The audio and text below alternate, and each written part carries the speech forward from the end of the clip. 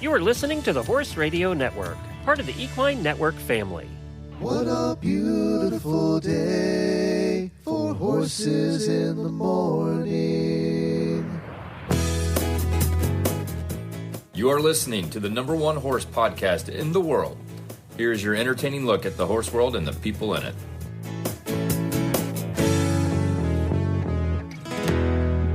Well, good morning, everybody. I am Glenn the Geek in Ocala, Florida.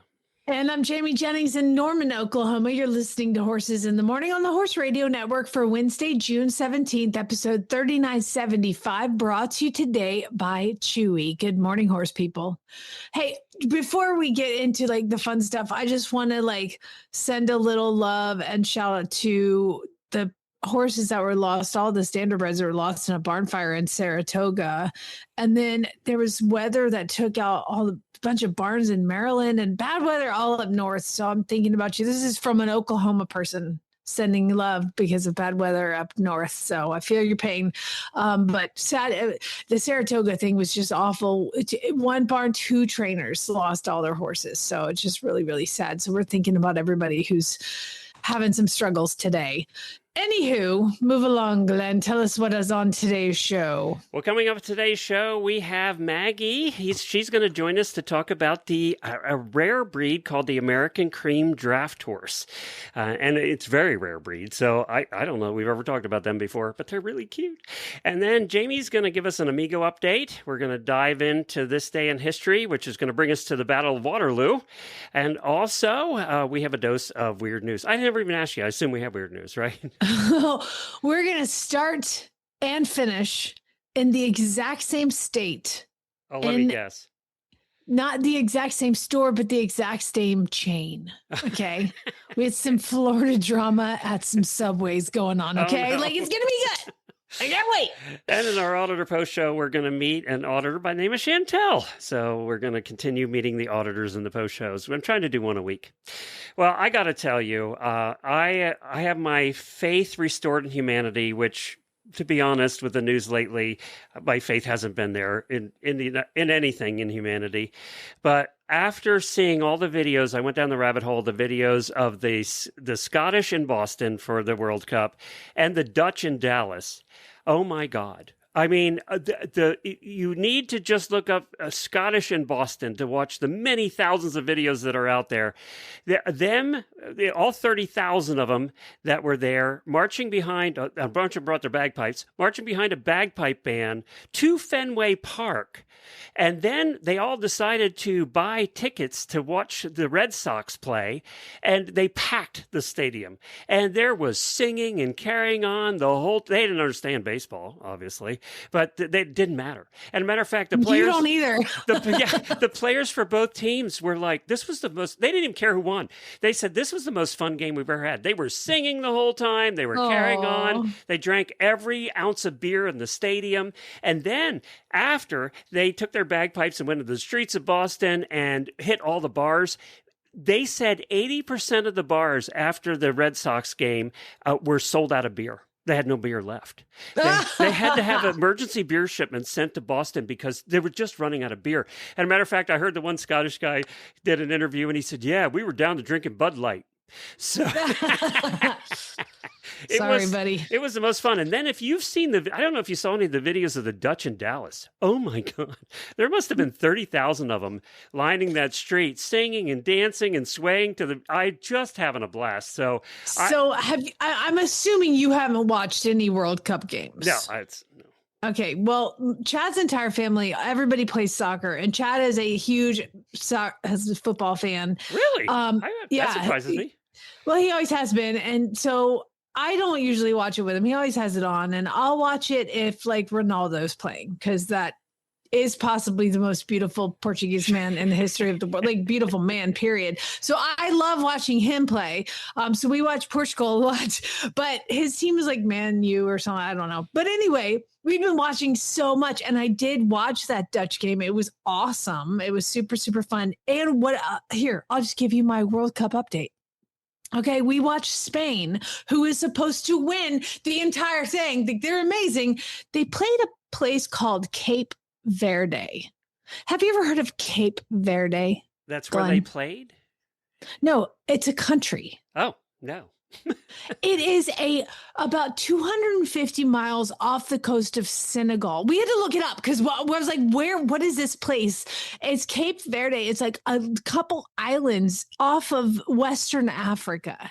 And these there's 500,000 people in the entire country. And they're playing number one seeded Spain, right? Or I don't know if they're seeded, whatever.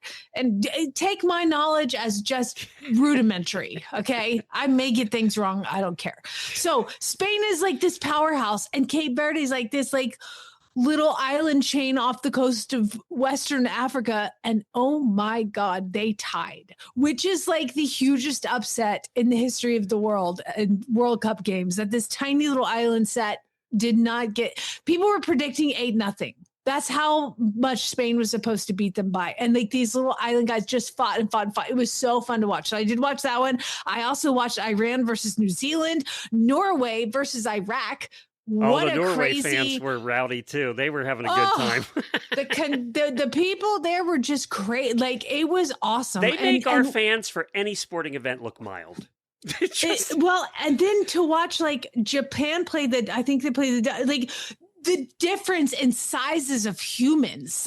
I mean, 7 feet versus 5 feet. I think somebody had an advantage as far as being in the middle. We watched America. We watched Argentina and Algeria, which was freaking awesome because that's Messi, who's like, this is his like 26th year of playing professional football in the World Cup. He's been in the World Cup every year for divide 26 by 4. I can't do it quick. Anyway, he's been in the World Cup like a billion times. He's amazing. He's like in his 40s and he's still scored like all the goals. He's amazing. So you talked about all that crap, which I don't care about. I just cared that they had a good time in America and went home saying nice things about us for a change. So that's what the commentators are all like. These crowds are so polite. Like, everybody is fun, but they're so polite. You go to like, there's many places like, Philly okay, wins let's or take loses, Philly. they burn the city down. Exactly. It doesn't matter. Philly, I love you. It's whatever. I've been to Philly games. I've had Philly fans come to our games. Y'all suck, and you know it. But that was been the cool thing, and the reaction from them is like, Americans are so nice because, they just watch the news and they think we're all like our government, right? Exactly. And then they come here and, and the Bostonians, they all didn't want to let the Scots go. They're like, we're just keeping them all here. They're the most fun group we've ever seen. So I just think, it comes back to what I've always said. If it was up to ordinary people, there'd be no wars. We'd just all get along, right? So, yeah. But anyway, all right, we're going to go from that happy thing to a Screwworm update. So this is my quick update for the morning. Don't have much that's new. The count is 12. It's pretty much the same as it was on Monday. Detections are no longer just in South Texas. It has expanded to a few other counties there. What the USDA is really worried about, and I didn't even think about this the other day, is they're worried about wild animals spreading it. Didn't think about my God. Didn't think about the fact that wild animals could get it, and they're moving around all the time, right? So get this. This will scare the crap out of you. They're partnering with Homeland Security to launch an AI-controlled drones to track wildlife while using scent-detecting dogs that can actually smell the screwworm larvae, I guess, and a machine learning wound scanners to stop the parasite's spread. Does that not sound like something out of a bad horror movie? I don't know what to think about all this. We are currently dropping 100 million sterile flies in Texas per week. We're getting those out of the factory in Panama because it's the only factory doing them. And we're still building the factories here in the United States. And by the way, this has been known for years, but we just never put any money behind it to actually do anything about it. Now, I will say that the U.S. has blocked Mexican cattle imports, and then Mexico got mad, and they retaliated by halting all live animal imports from the United States, which I'm not unhappy about, to be honest. And Canada has temporarily banned livestock coming out of Texas. So we're going to see a lot more of that. But that's the only new stuff I have on that. There really hasn't been a whole lot of other new stories. All right, let's continue with hopefully more fun things as the show goes on.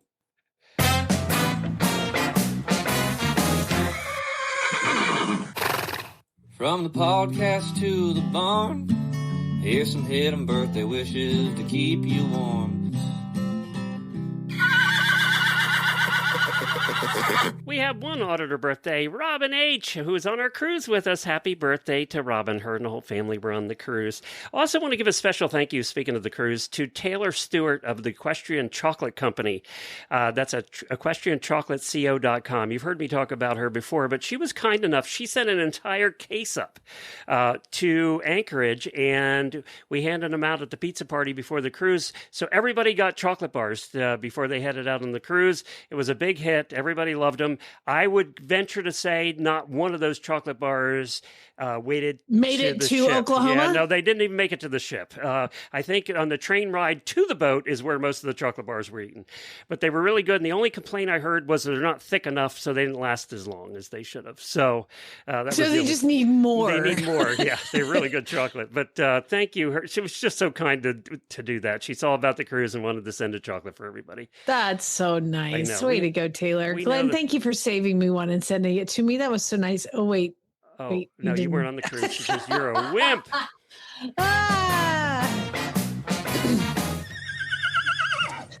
Oh my gosh. I can't even imagine. I don't even know anybody who has reached this milestone. 70 years. 70 years. Pat Roberts and Monty Roberts just had their 70th wedding anniversary.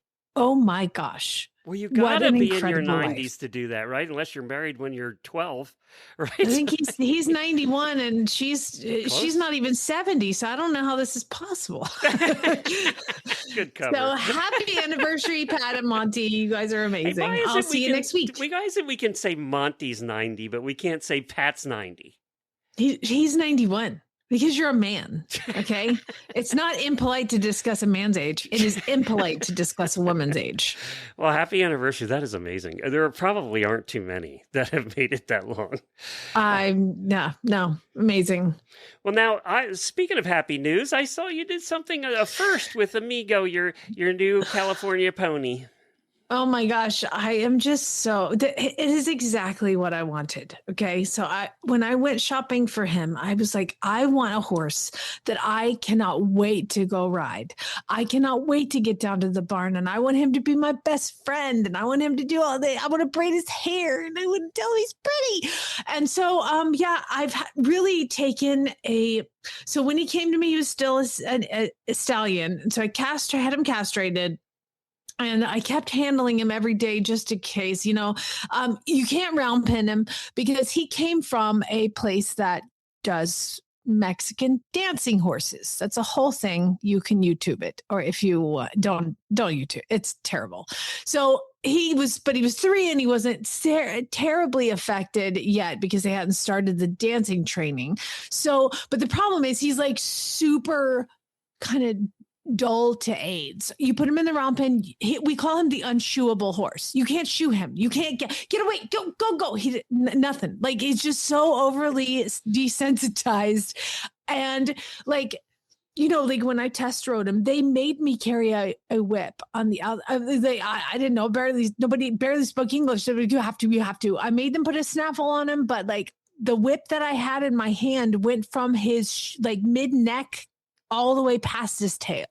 So he obviously had been coerced into a lot of stuff. So I decided, I was like, I'm going to kind of redo this whole thing, and I'm going to see if I can make him as sensitive as I possibly can. So we long lined some. He didn't really long line because he's like, I don't have to go.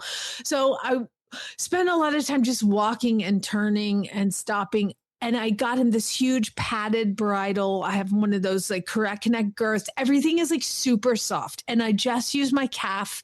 I'm like, how sensitive can I make this very insensitive horse? And yesterday we've been working on like leg yielding and walking and turning and trotting like a circle here and there. But I think he was like run into the ground, like in circles and circles and circles. So he just doesn't have the mentality to want to do stuff. So I kind of reframed it. I was like, trot 2 steps and you're the best horse in the whole wide world, So yesterday I asked him for our first canter in both directions, and it went beautiful.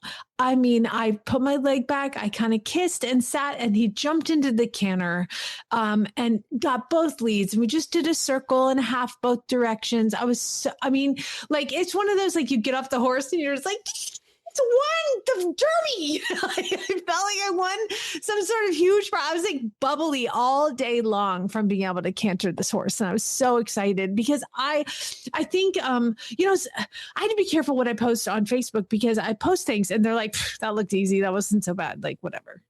No big deal. I'm like, but you see the 3 months that I've spent walking. And so I said something on the post, like I'm patting myself on the back because I want to do all the things right now, but I'm being very patient and I'm being very good. How was this canter ride? Oh, delightful. Yeah. And that's why I named him Amigo, because he's my friend. I just want him to be my friend. And he is my friend. When I show up to the barn, he gallops up as fast as he can, which is kind of scary. Slams on the brakes right in front of me. I'm like, oh God. But it was funny. Yesterday, day before yesterday, I was riding him in my arena and my farrier drove up. So as my arena is right by the road. So my farrier drives up the road. And this just goes to show you like how I feel about this horse. I have to get off and I put him in the cross ties because he's got to get trimmed. And so my farrier comes out and he's set up and I was like, oh my God, are you okay? And he's like, what are you talking about? I'm like, you must have almost wrecked. And he was like, what are you talking about? I'm like, you drove down the road and you saw me riding this horse. You must have almost wrecked because he is by far the prettiest horse you've ever seen in your entire life. Isn't he so beautiful? And I can't believe you could keep the car on the road. And he was like, you're right. Your horse is the prettiest horse I've ever seen in my entire life. He is so beautiful. I can't even believe it. He's so good. I was like, thank you, Brett. I mean, obviously, that's how you felt. And you're lucky to be alive because you didn't wreck when you saw how pretty my horse was.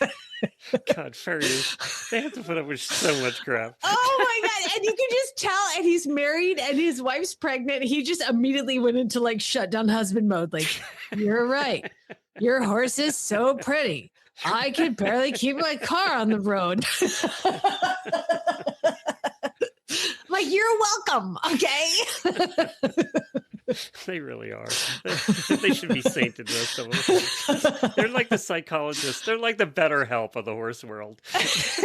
Exactly.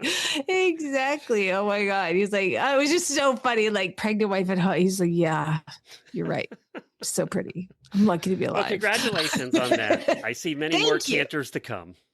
I'm so excited. I just am really pleased at how soft everything has been, because if I would have got on him and asked him to canter on like day 2, we would have ended up probably running through the fence wall, you know, like the arena fence. He would just run through it. And then, you know, I'm just like, be patient. It's like having Tito. I'm like, I want to play with you. Just be patient. It's fine. He's 3. You just castrate, leave him alone. Like everything's fine. And so I'm like, I've got these pretty horses. I'm like, I've had to be so patient. It's driving me crazy. So yesterday was a very exciting thing for me. I mean, like, you're like, so what? You cantered your horse. Like, big deal. No, it was like a really big deal. Well, congratulations. We're all excited for you. Thank you. You're lucky you weren't driving down the road because you would have seen me. You'd be like, oh my God, he's so pretty. And then you would have crashed in the fence. I would have hit your neighbor's house. They would have sued both of us. I mean, it would have been awful. Obviously, I'm at fault because my horse is so pretty. He causes accidents. See what the judge would say about that one.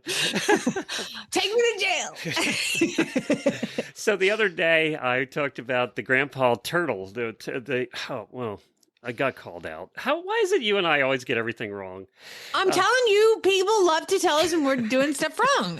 I called it a gopher turtle that we have. It's enormous. I mean, it's an enormous turtle. Matter of fact, we saw it out the other day. Unfortunately, I couldn't go out and take a picture of it. It was out in the grass eating, and it's enormous. I mean, the thing must be 20 inches across. It's so big. And I posted a picture of it in the audit room, and I asked for names. And then I got it corrected by Ashley's mom, of all people, who used to be a park ranger, so she kind of knows this stuff. But she said, just a note to clarify that it's a gopher tortoise, not a gopher turtle. Isn't a turtle a tortoise? What? Is there a difference? You're so disappointing. Okay. Well, all tortoises, this is right off the top of my mind, by the way. I'm not reading this off the internet. Well, all tortoises are technically turtles. Not all turtles are tortoises. The main difference is their habitat and body design because turtles spend most of their lives in water and have webbed feet or flippers, while tortoises live exclusively on land and have chunky elephant-like legs. Now, I will tell you that my friend Leisha has tamed some turtles, and she made like a little turtle habitat for these turtles, and she named them all and she feeds them. So and they come when they're wild turtles, and they come when she calls them. Does I she guess have they're all turtles or tortoises. tortoises? I don't know, but I don't know. They're little box turtles. I don't think they do have little pools that they like to sit in. So maybe that makes them a turtle. I don't know. Why don't you call Ashley's mom and ask? But what you should do is you should cut up a bunch of lettuce and different types of lettuce and put them in a bowl, and strawberries. Like, so Leisha feeds her turtles strawberries and lettuce and like makes little bowls. And she'll I need another animal I have to feed. I think he's doing just fine on his own. He's very big. Glenn, listen, while you are taming turtles, I am amassing a crow army. So let's just, we're doing our part to help nature be our friend. So anyway, I asked for names for Grandpa Tortoise, and tortoise just doesn't ring off, it doesn't come off the tongue like turtle, does it? It's just... No, turtle's easier to say. Yeah. Anyway, I got a bunch of names. I'll give you some examples of the names for this great big, because you're the one that said we should name it. You have to name it, and I have come up with a couple suggestions as well, but I'll give mine at the end. All right, so Tank, Myrtle the Turtle, which kind of made me laugh, Frank, Earl, Kevin, Steve, Horatio, Gregory, Right Said Fred. Is that out of a movie? That's a band. It was a band in the 80s. Okay, boy, I didn't know that one. Slow-mo, which kind of like. Turtle, that was Charlotte's suggestion, just turtle. Turtle to tortoise. Oh, I like that even better. Big Booty Bow was Ashley's suggestion. And Roxanne said Mr. T. So what did you have? All right. So I have the name that I would name it, and then I have the name that you're going to name it. Okay. So what I would name it, I love it when you call me Big Papa. I would call him Diggy Smalls. Okay. Don't he dig? For some Diggy reason. Smalls. That does make sense. He's a great big hole. And obviously the perfect name, and this is what you're going to call him, I know once I say it, Sheldon. Oh, that's a good one. Sheldon. Oh, that's a good one. I knew it. Jennifer and I talked about it. We figured that to live on our farm, he has to be a little bit redneck. So Earl, kind of. But I like that one even better. We're calling him Sheldon. I think Sheldon, that's perfect. I knew it. I knew that's perfect. You would come up with it because you love that stupid show. Yeah, and Sheldon. I didn't even get it till you said it that way. Perfect. Sheldon. All right, Jennifer, it's Sheldon. Yes. Sorry, all you people that gave good suggestions. I've just known him for like 18 years. I know what's going to fly. Yeah, no, that's perfect. Would have never come up with that on my own. I love that name. Sheldon. I'm going to call him Diggy Smalls. Okay. So. Sheldon. And Big Papa for short. All right, let's hear from Chewy, and then we're going to come back with our first guest. Fend off those flies with the help of Chewy. Keep your horse comfortable with feed-through fly control, fly sprays and roll-ons, and protective gear like masks, sheets, and boots. If you haven't already, now is the time to set your essentials on auto ship so you're covered all season long. Chewy has top brands you trust like Simplify, Ultra Shield, Cashel, Shoefly, and more, all in one place. Shop online at chewy.com/equine or in the Chewy app today. For fewer flies and more ride time, for a life with horses, there's Chewy. Well, coming up, we're going to find out a breed I don't know that we've ever talked about before, and they have a couple of unique characteristics that you don't hear about very often. And actually, I got an email from Maggie Lupkeson, who is a vet student in her third year at the University of Missouri, and she wanted to talk about the American Cream Draft Horse. Hi, Maggie. Hi. Thanks for joining us. Appreciate it. And are you going to school to be a large animal vet? Yes, I am. Woo! Yay, we need more of you. That's for sure. All right. So your class there at the university, is it large class, or are we still needing more people coming into large animal?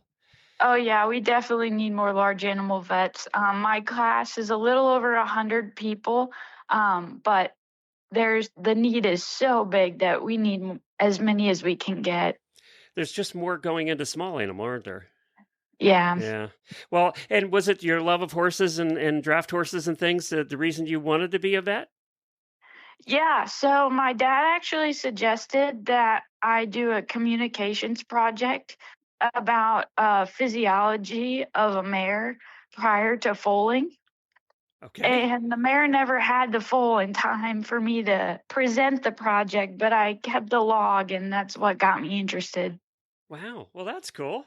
Well, I mean, aside from the fact that you failed the project, everything else is cool. So, and you have to be super smart to even get into vet school. So good for you too. Yeah, it's very rigorous. They have a lot of requirements that you have to meet to even get there, but I wouldn't change it.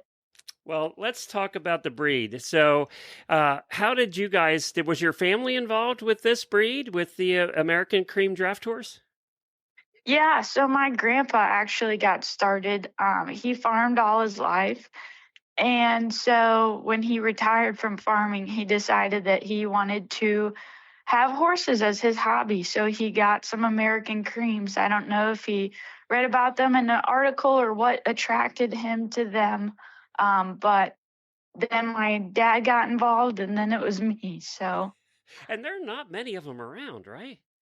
No, there's not. Some websites may say that there's 400, but I think that is maybe a little bit of an overestimate. I think a more accurate and conservative estimate would be anywhere from like 200 to 300. Wow.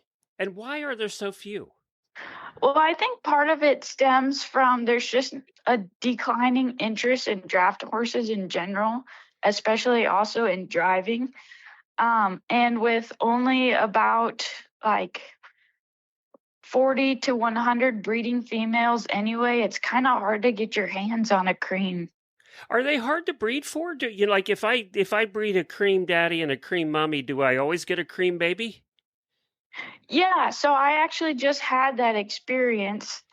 Theoretically, yes, it should be easy, but the champagne gene is single dominant. So going back to high school science class with Gregor Mendel and his peas with the Punnett square,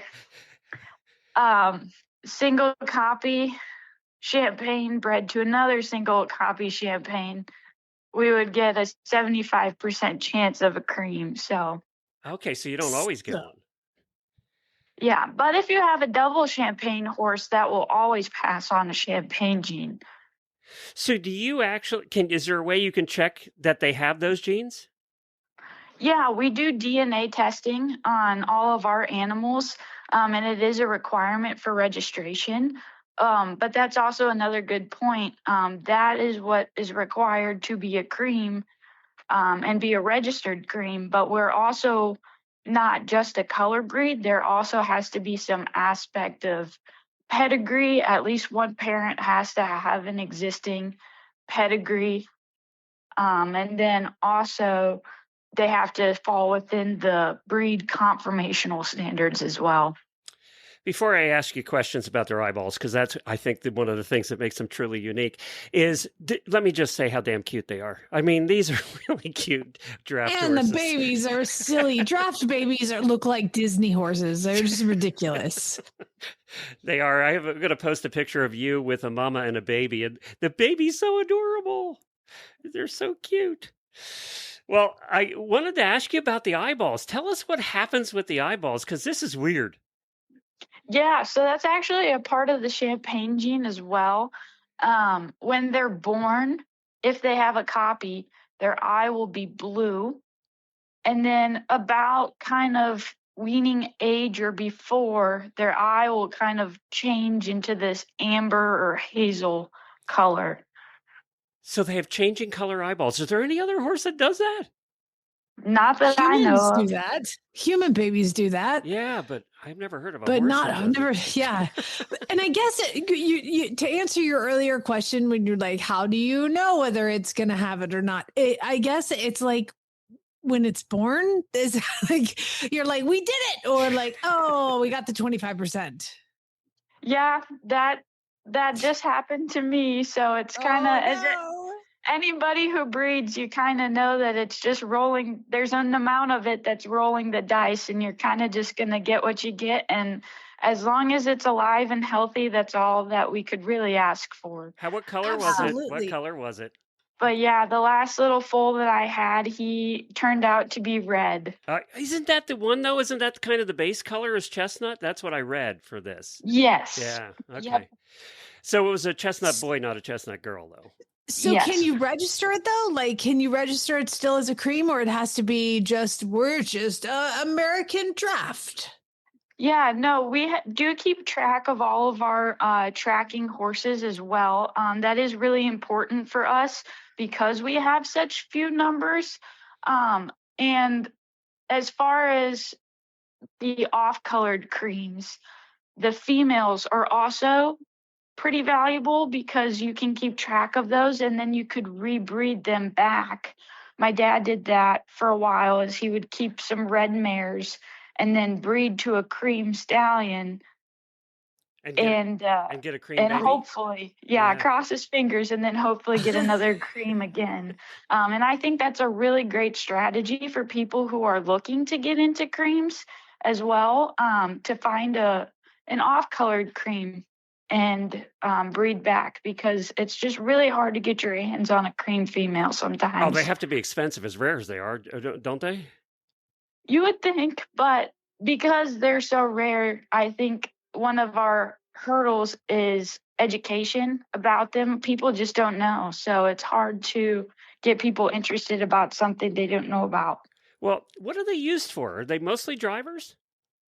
Yeah, that's kind of their traditional body style, is that old workhorse, about 16 hands. And there are people that I know that still farm with them. And then there are also people that have carriage businesses that ride. I know of some people that work cows on them. They're just so versatile, Glenn. You could really do anything that you wanted. Well, these would be really pretty in a wedding carriage, wouldn't they? I mean, they would be adorable in a wedding carriage. Yep. Yeah. And are they easy keepers? Are they like typical drafts where they're really easy keepers? Oh, yeah, definitely. Yeah. They're almost too easy of a keeper. Well, they kind of remind me of the way they look structurally.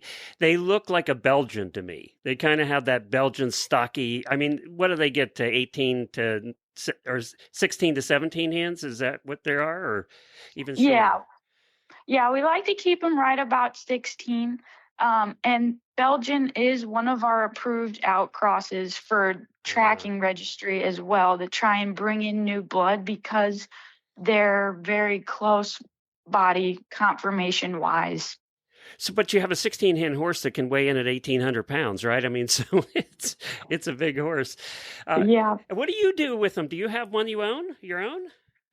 I actually have 4 right now. Of course you do. We need 5. Come on. Yeah, what's wrong with you? Yeah.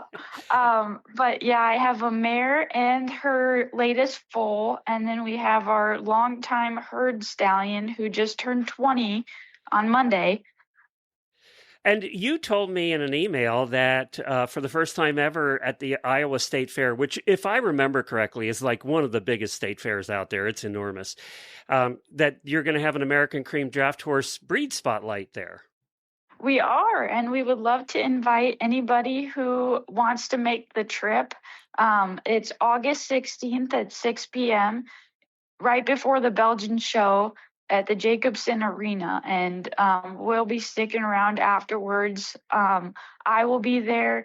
I think there will be about 4 or 5 other breeders and owners that will be there as well, and we all love to just chat and get to know more people who are interested about the creams and educate those that don't know about the creams. Will you be driving that night?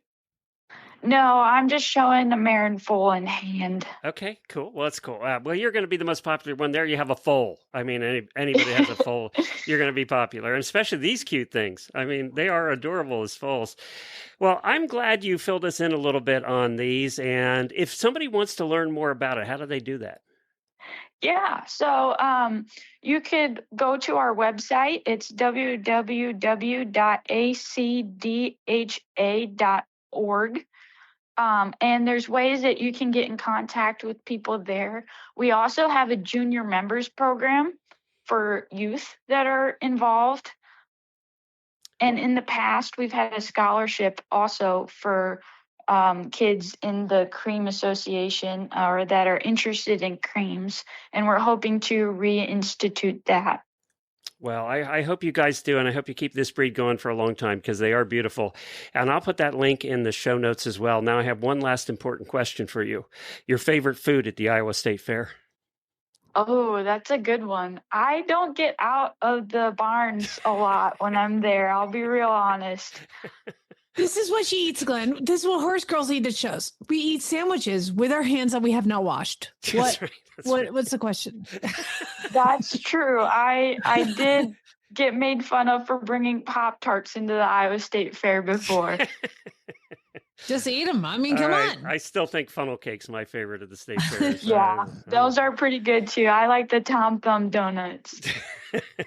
Well, Maggie, good luck at the fair. I hope you educate a whole bunch of more people and get them interested in these because they really are cool looking horses.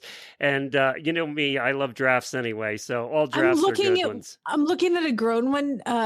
And right now it's a stud that is, I don't know, standing or something. And anyway, he looks like Butters, the way I want Butters to look when he grows up.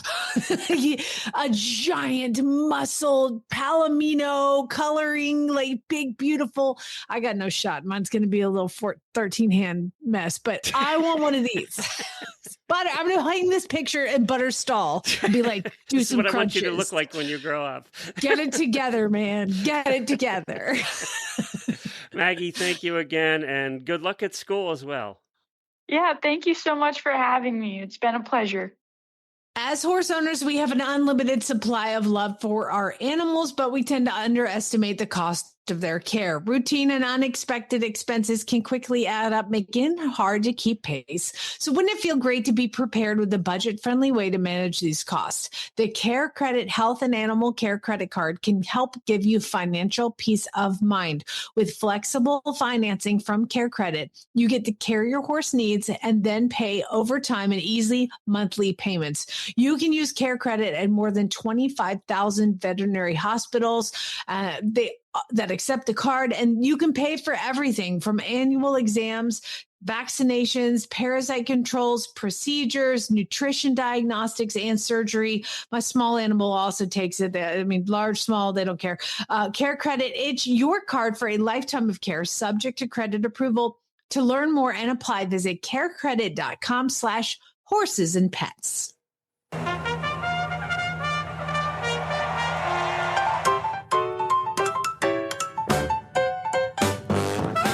Well, on this day in equestrian history, we're going to go back to 1815 and the historic Battle of Waterloo. Do you remember learning about that in history class? All I know is that song, Waterloo. Yeah, that's all anybody knows. But anyway, that's the one where the Duke of Wellington defeated Napoleon while riding his famous chestnut stallion, Copenhagen. I did know that guy was in Waterloo because of Bill and Ted's Excellent Adventure when they went to the water park, and the water park was called Waterloo, and Napoleon, the character, like did all the water slides. Come on, somebody's with me. Y'all know what I'm talking about. Go ahead. Copenhagen allegedly carried Wellington for an uninterrupted, it didn't even take a lunch break, 15 hours during the battle.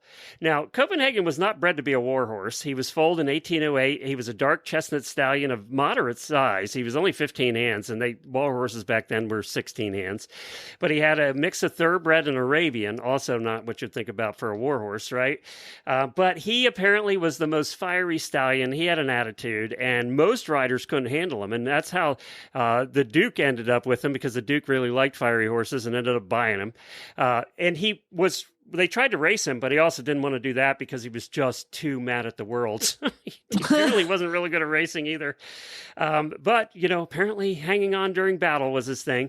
But there's a famous story, and this is well known all over England, is that at the end of the 15-hour battle, Wellington got off the horse, and Copenhagen apparently double-barrel kicked and aimed directly at the Duke's head. And I just figured he was pissed. He said, "You made me be in this battle for 15 hours away!" without food." Apparently, just about killed him. So he dodged. He did this 15-hour battle, and the joke always was, and then his horse almost killed him at the end. Napoleon couldn't get him, but his horse almost did. And he was considered the greatest military commander. Well, he defeated Napoleon, who hadn't lost to anybody. Copenhagen then became a massive celebrity after Waterloo. He was retired to the Wellington country estate, and apparently people used to come by and give him apples and bread. And, they gave him a lot of bread back then. Do you notice that? They used to give him all kinds of treats. Apparently he was spoiled rotten. And when he passed away, they had a complete military funeral for him.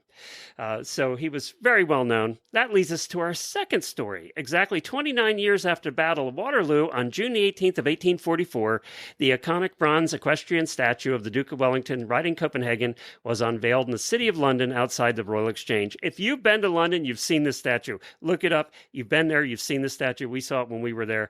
And it remains as one of the world's most recognizable equestrian monuments. Everybody's seen a picture of it if they haven't seen it themselves. But I'm Googling it right now to make sure I know what you're talking about. You've been to London. You've seen this statue if you've been to London. Everybody has seen it. I've seen this one. Yeah. I mean, it's one of the most famous ones. But anyway, that was And by the way, on the statue, it says Wellington. It should say Copenhagen. And the third story, because of Australia's exceptionally strict 6-month animal quarantine laws, the equestrian events for the 1956 Melbourne Olympics couldn't be held in Australia. Instead, they took place in Stockholm, Sweden. They ended on June the 17th.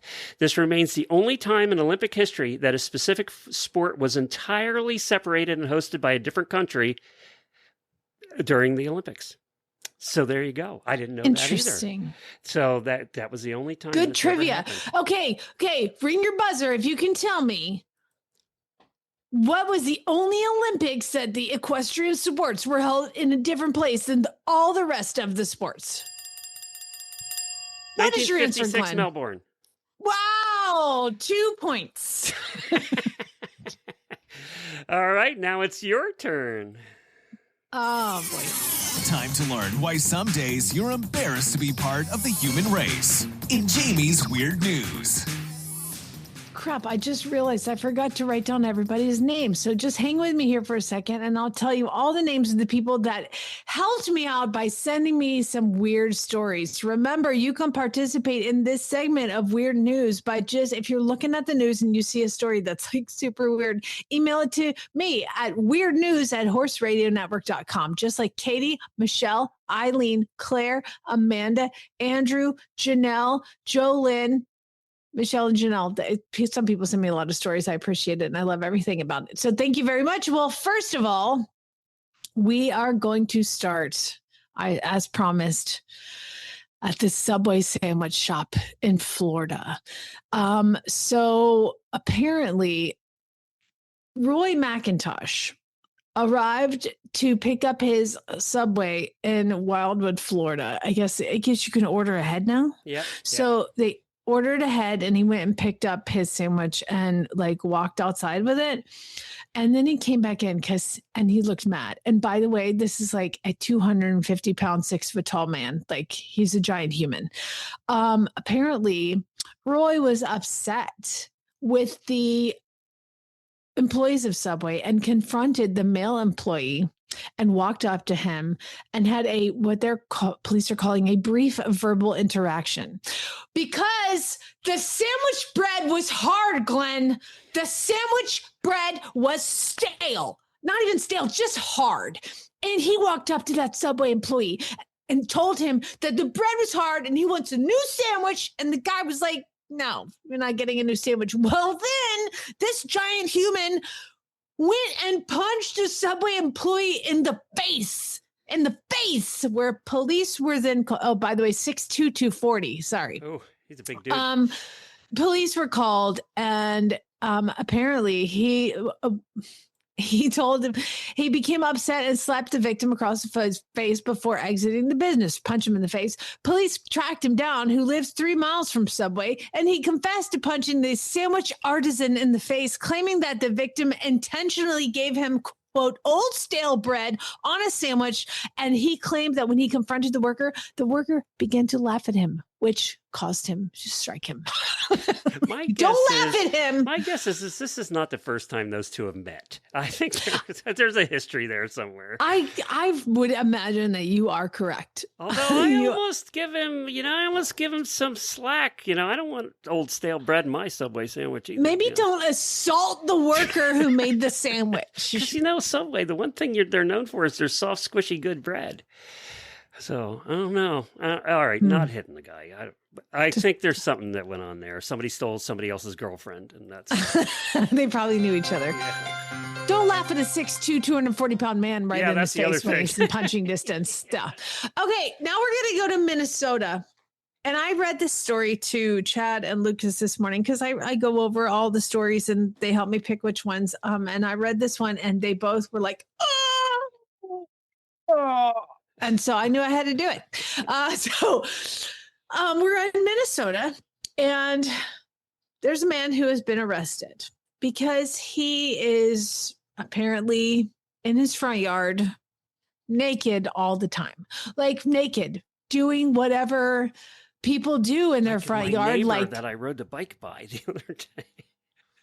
They're what? Like the neighbor I rode the bike by the other day. Remember, he was in the front yard and, Was he just totally naked? He just had a very skimpy pair of Speedos on in his front yard. But he was like 85, so that was a sight. Ooh, that's awesome. So way to go, buddy. This man has been seen weeding his garden and doing all sorts of yard work out front. Unfortunately, they finally arrested him when the school bus drove by and all the children saw the naked man. When the police went over to arrest him, he was using his chainsaw. Oh. The quote is butt ass naked. And I'm sorry, I might wear protective clothing if I had a wiener and was chainsawing right in front of it. Not only the chainsaw being the problem, but things kick up from the wood. There's splinters there.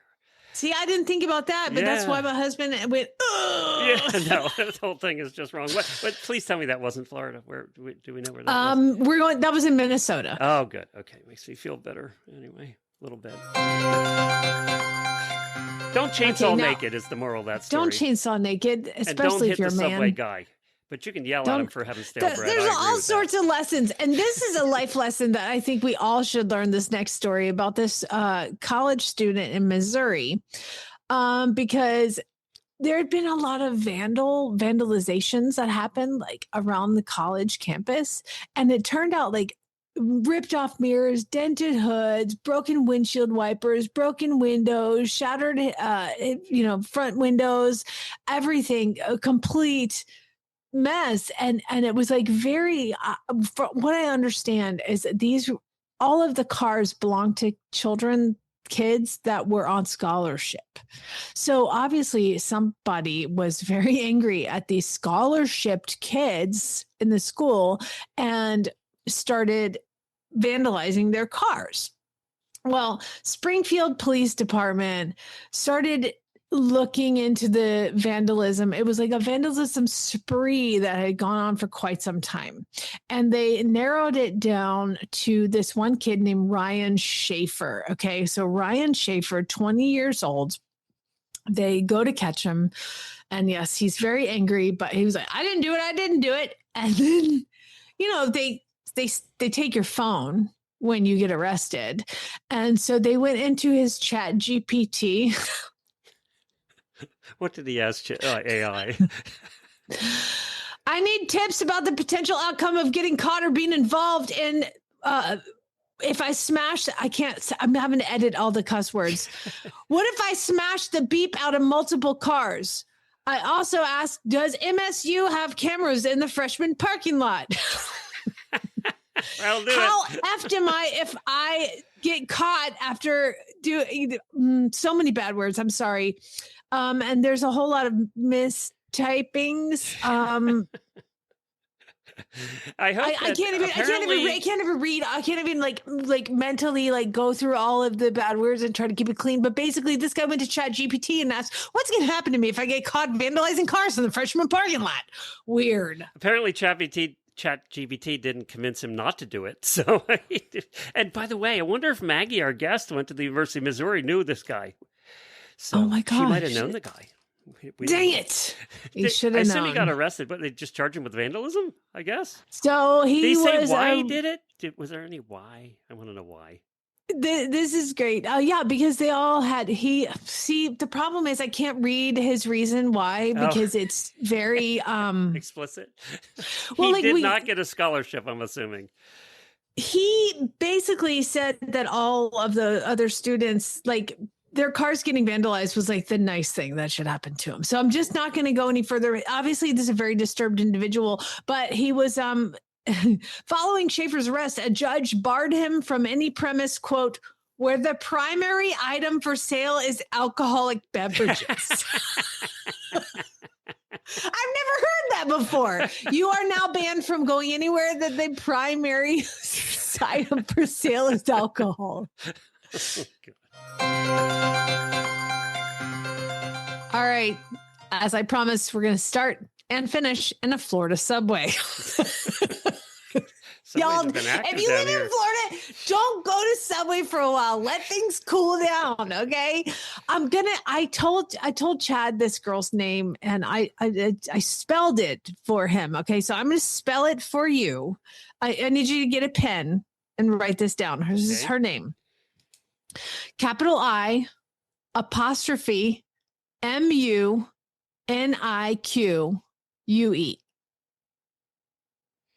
I'm unique. I'm unique. I'm unique. It's I'm unique. Oh, I love I'm that. unique. Or maybe she says unique. I don't know. I'm unique is her name, and it's all one word. I'm unique, and her last name is Clark. I'm unique. Clark picked up her sandwich at Subway there's near no St. jokes there when you're in high school and junior high, is there?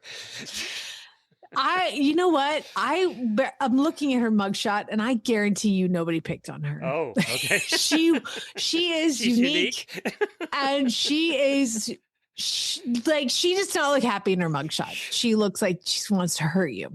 Okay, so I'm unique. Picked up her sandwich at Subway near St. Petersburg, near her house. She used the Sub Club rewards points, so the actual sandwich was free. She had called in the order, and she got it and picked it up, and then went home with it. Well, shortly after, she came back into the store and was very upset that somebody had put peppers on her sandwich, and she demanded a new one. Well, the Subway employee looked up her order and said, here's your order right here. You actually ordered peppers on it, and we're not going to make you a new sandwich because you made a mistake. You can just pick them off. And she's like, no. And so what does she do?